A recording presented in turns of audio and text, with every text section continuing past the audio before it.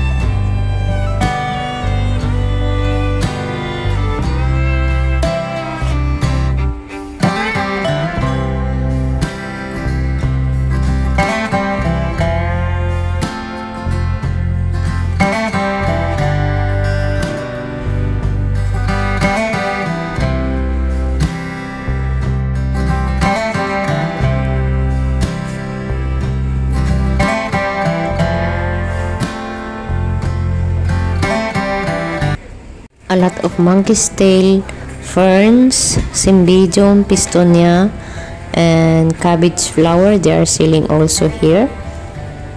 And ayan po, makikita nyo yung mga kulay ng mga orchids. Hindi talaga nakakasawang pagmasdan, diba? Ang ganda ng kulay. The graceful and elegant orchid epitomize love, luxury, strength, and beauty.